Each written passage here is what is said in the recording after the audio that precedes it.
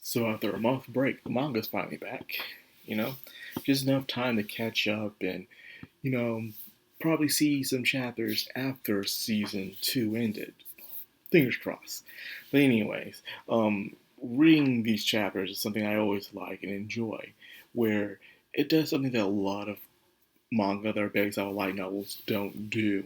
It stays true to most of the source material, but also will add its own thing as well, make things a little bit different and changes its own course. Some do this, but they cut out a lot of stuff into it, which kind of upsets a lot of people, myself included. But I see this as another version of the timeline of Mushoku Tensei. And in this one, you get three flavors in a way that you can enjoy. The light novels, you get pretty much everything. Everything that you need to know about the adventures, the details, the conversations, the point perspectives, the thoughts, everything.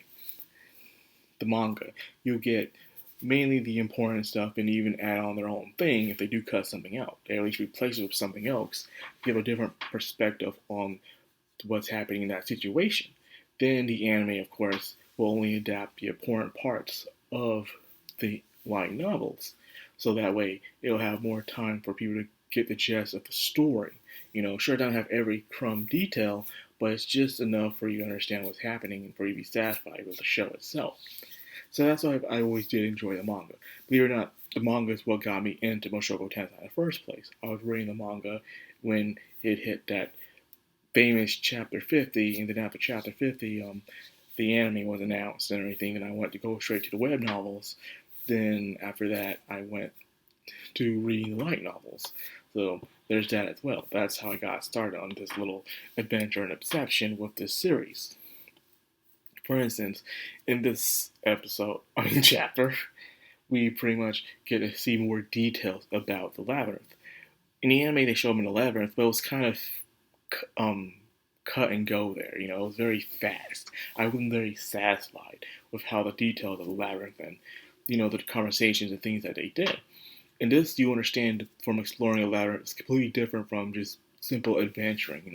Doing your fetch quests, your hunt quests, and stuff like that, doing chores. You know, the typical adventure stuff, or even the simple caravan guarding missions. It's completely different. This one requires to be completely cautious and aware of your surroundings and knowing your enemies as well, because you can't just do whatever you want in these labyrinths. You got to think about it, especially if it's a close space labyrinth with like darkness and just light crystals going around and stuff like that. You can't do whatever you want. Despite Rudy's being an excellent mage, he couldn't use his full mage potential here because of how he had to be cautious of his surroundings and also his comrades as well. So, you had Paul and Lena Lays being the vanguards and Tall Hand being the tank, Gisu being the freaking scout and stuff. So they're exploring it, understanding, and gathering information. And with the book Rudy has received, they were able to truly understand the labyrinth in a way that will take them months to do is now going to take them a couple hours or even days, I would say. So that's very good, thanks to the book that Rudy has got. In this one, you understand about the monsters, the maintenance, the checking for wounds and scars. Say you're in a resting point. You don't just rest. You gotta make sure you're eating, you're drinking, you're checking on your materials, making sure nothing's broken or anything's malfunctioning. And then you check your body for scars or scratches. You might be poisoned or infected or even cursed. You don't know. And of course, when you are adventuring a labyrinth and you're fighting enemies, you can't just use any spell. A fire spell can ignite the gas that's in the area that causes fire and explosions all over the place. Hitting powerful spells can cause the ceiling to collapse on itself in a way. Fighting up close range might cause some sort of poison, so you gotta fight long range. So what Ruiz had to do was think on his feet, and what he's usually good at. So there he was able to do blizzard spells. Blizzard spells really did help what was going on with the situation. He had all these enemies, so how can he take care of them without harming his comrades or the surroundings? Blizzard's a very good idea. So that was nice. And then his comrades will just go in and just attack. This is true party formation.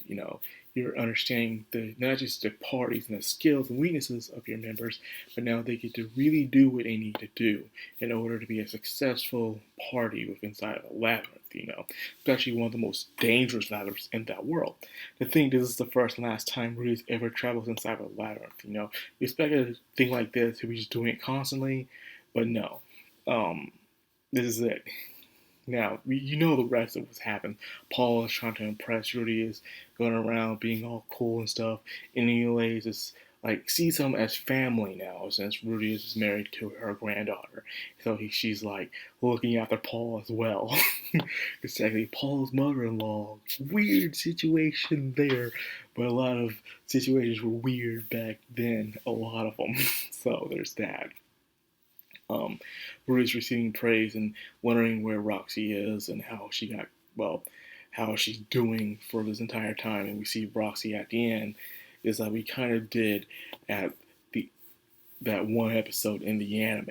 So probably next chapter we're going to see Roxy's point perspective, which we actually kind of did. Well, we saw her what she was doing, but we didn't really get to see what she was thinking during that time, what was going through her brain, the things that she was thinking about, like, oh no, it's my last chance. She had so many regrets, things she wanted to do and stuff like that, and she just didn't want to die. The things that she had to eat, the things she had to do to stay alive.